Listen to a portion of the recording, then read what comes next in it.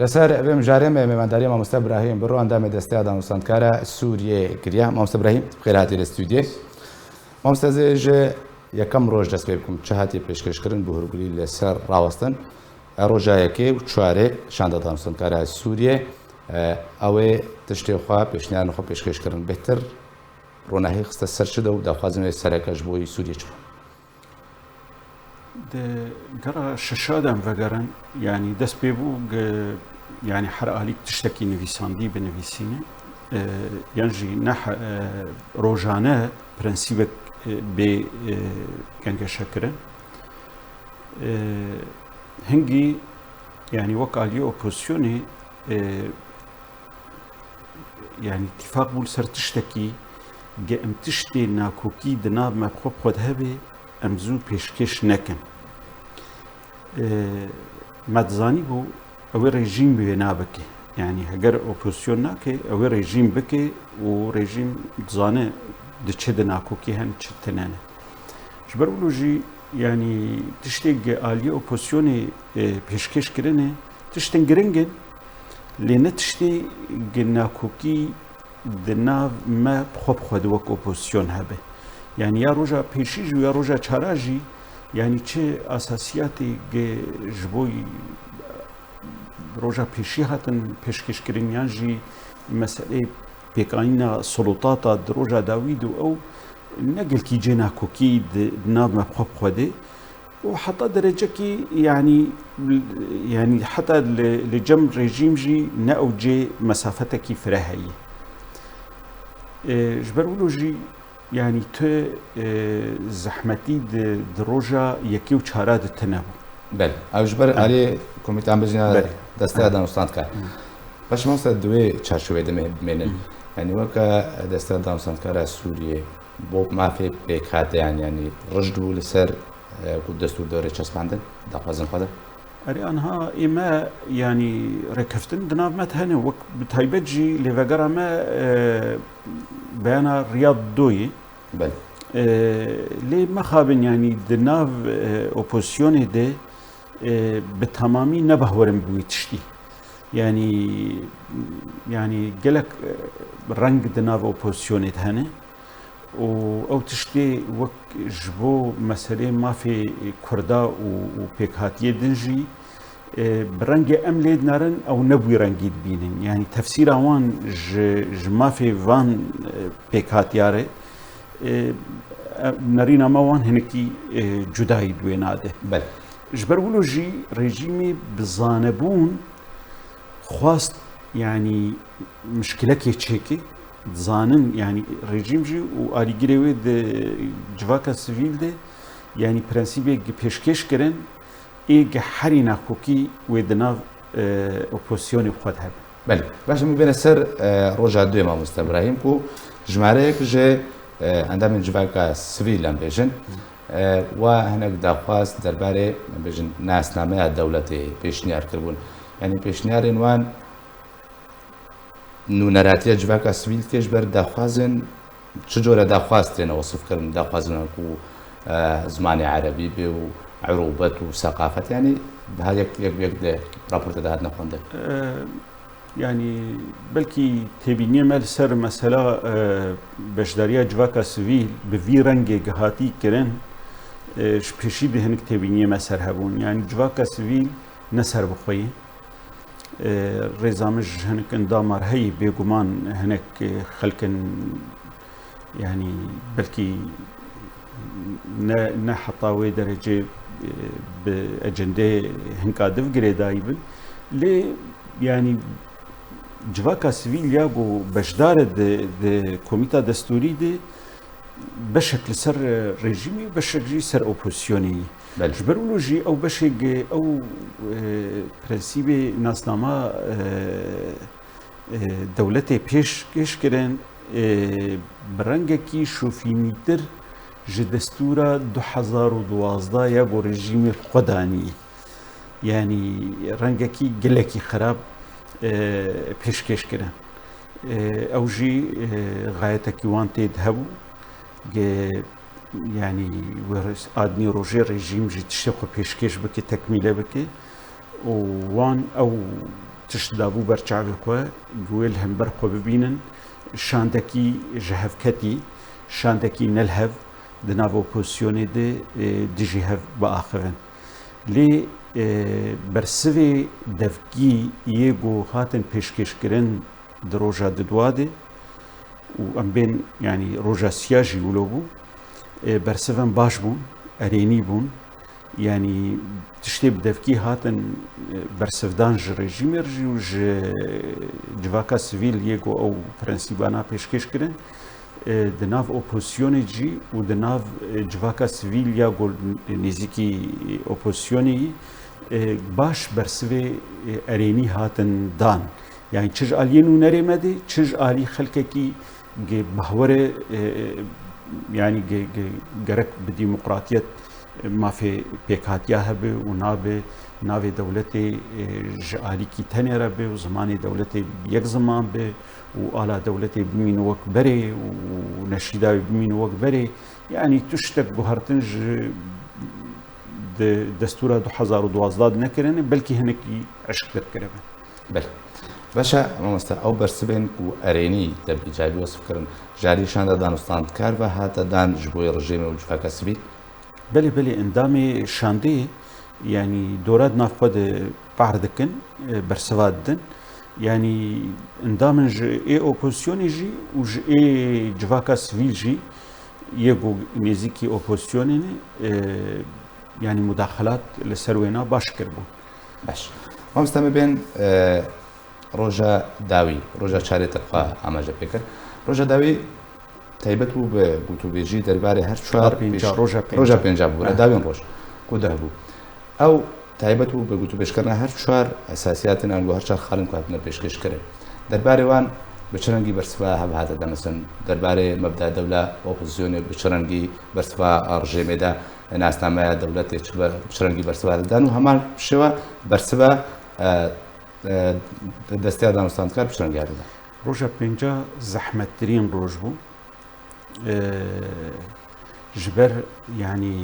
tiştê devkî tenê têrê nakê yani me behsa hevalê xwe opozîsyonê kirin yan jî ê civaka sivîl yê got nêzîkî me ne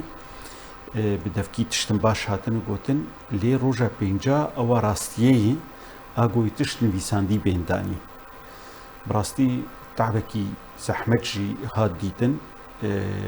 hem nûnerê me di komîtê de û him jî yê got em eleqdarin bi van karana zehmetî baş hat kişandin ji ber ku me dizanî bû hîn di komîta danûstandinê de ya got ez endamim tê de me sedî sed li hevdû nekiriye li ser van xalê gê rejîmê li ber me danîn ser masê îşe ji ber wilo jî tiştakê yani me dixwast bê danîn ewan zehmet didî û giran e a wan jî dixwast deynê me didî têrê nakê ji ber wilo me yani dikarî bû heta derecekî baş yani danûstandinê bi hev re wek em beşek ji şanda opozîsyonê kaxetê opozîsyonê hinekî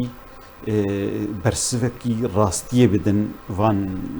xalê çi ê ji bo simbolê dewletê bin yan jî ê ji bo nasnama dewletê bin lê me dî têrê nakê yani hinekî xalê baş tê de hene yani wek di raporta we jî belkî hat xuyakirin yan ew bû yani hin tişt mesela wek ji bo neşîda dewletê û ji bo ala dewletê û ew yani opozîsyonê got bere teecîl bibe yani eva ji bo berleman bimîne ew bibe ji bo navê dewletê no destûrê Sûrî di berê Cemhuriye Arabiye Sûriye jî hatî danîn Cemhuriya Sûrî jî hatî danîn mesela zimanê Erebî resmî be lê hin zimanê din jî cêwan di deverek di dibe dîtin me dî eva hinekî têrê nakê û rastên ne wek nerîna rejîmê çidabûnek baş tê de heye lê me dî ji mafê me yê wek nerîna me jî hebe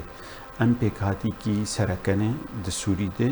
em pêkhatiya di Dwanê نونەرێ مەژی دناو کۆمیتا دەستوریت هەیە دناو کۆمیتا دانوستەندنێ دەنێ ji ber wilo jî me xwe jî kaxetek pêşkêş kir ew kaxet hem hat xwandin hem hat radestîkirin ji nûnerê navdewletî re û مامۆستا ئیبراهیم ئەگەر ناڤەڕۆکە داخوازن کورد نونەرێ کووردا و مامۆستا کاملان حەجووە و بهتر سەرچە خاڵە نوێ ئەگەر کورد ئاماژە بێت ئەو خاڵێ me pêşkêşkirin girêdayînê bi van xalê gihatinê pêşkêşkirin ji aliyê rejîmê ve û alîgirê wê ve yanî em derneketine dervî wê çarşewa wê na yanî me zelalî gotî Sûriya divê navê wê dewleta Sûrî be me gotî zimanê erebî yê resmî bê lê zimanê Kurdî li deverê hebûna Kurda û zimanê xelkekî di jî li deverê wan li kêleka zimanê erebî zimanê fermî bin me yanî di meselê Sûriya dewletekî pir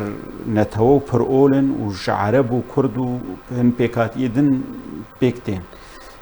Sûriya ewan danî mesen beşek ji welatê erebayî me gotî Sûriya yanî beşek ji camea erebî endameke camea erebî de û girêdanê wê bi erebî û iqlîmî herêmî bi derdora wê re hene yanî li gorî her pirsekê her xalekê me bersivek dayî hinekî bi zelalî yanî û bi taybet jî yanî binavkirina Kurd û mafê Kurd û zimanê Kurd û yanî ev meselana me dî têrê nake agê yanî hinekî şanda opozisyonê halak tewafiqî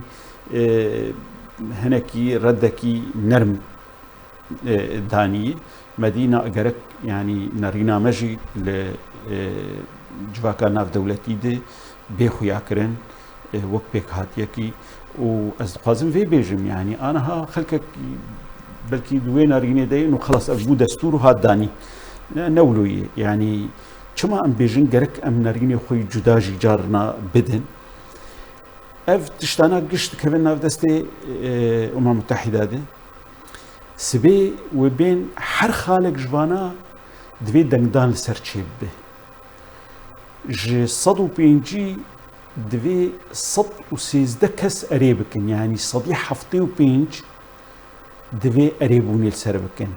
em ne duê bahweriyê denigî yek xal jî wê ji 175 bîne ji ber wilo jî em hêviyê qut nakin lê em ê hey berdewam bikin di anîna tiştê xwe de adin yanî divê em hinekî karekî jî ber bikin bi rastî jî yanî divê em şirîka ji xwe çêkin ne em tiştî li ber çavê xwe bibînin em hêviyê xwe qut bikin em bêjin hêvî di xelkê dinema ne divê carekî din heta ew ê opozisyonê ginerîna wan ji me hinekî nelgor me be yan jî dijî nerînê me bin divê em wê danûstendinê hem bi opozisyonê re hem jî di nav civaka sivîl de em باشە مامۆستا ئیبراهیم vê dirêj dixwazim amaje bigotina endamekî lijina komîteya piştgirî ya şanda opozisyonê bikim derbarê ku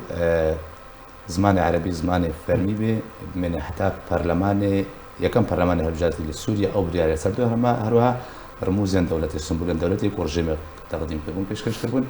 yanî ev devkî got ku di roja sêya de ev tişta çî bûye bi nivîskî jî redkirin jê re hat daniyan heman ew nerîn berdewam bû bi nivîskî jî alî sembolê dewletê de nivîskî hat danîn lê ji alî ziman de ne vî rengî heger yan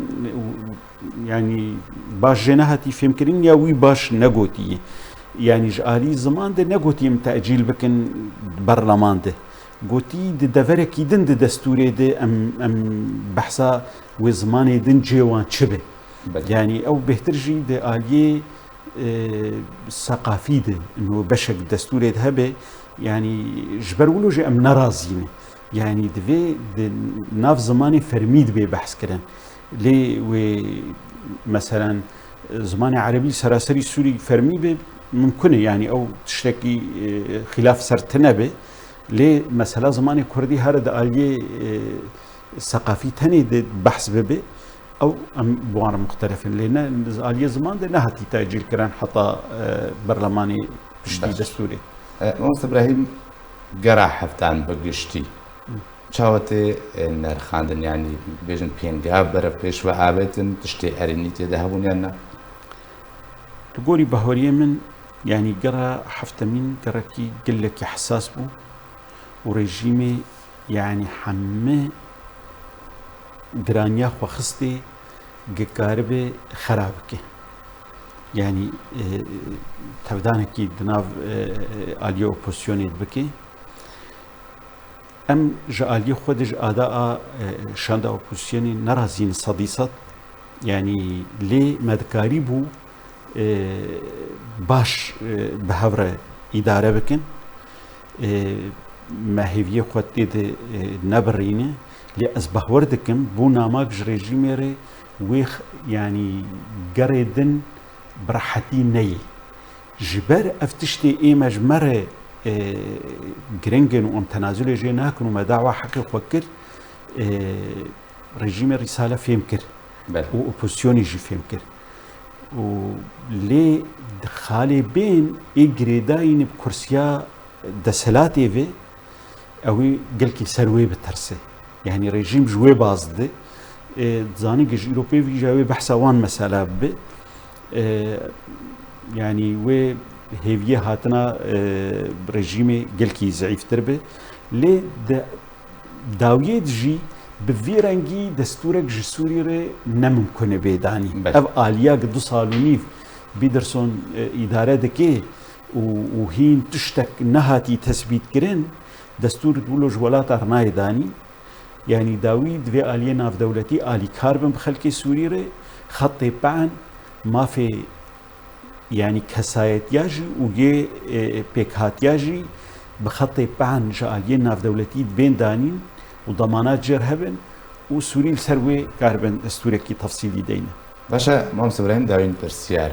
ew çwar xalin ku di roja dawî de hatine gotû pêşkirin yanî bi fermî biryarek derbar ve hat standin yan di gera hefta deman di gera heşta de dirêjî pê bidin berdamî biryar silwarê de tiştê tê axaftin ne dibe biryar û ne carek dil ê vedgerin heta gelek van prensîba gişa berî têk hevin madê destûrî de ev prensîp tev dibên danîn dawî divê erêkirin û dengdan li ser çê bibe ew jî gelekî zehmet e. Gelek spas ji bo Mamoste İbrahîm bi ro endamê desteya danûstandkara Sûriyê ku tu mirabûyî gelek spas Mamoste.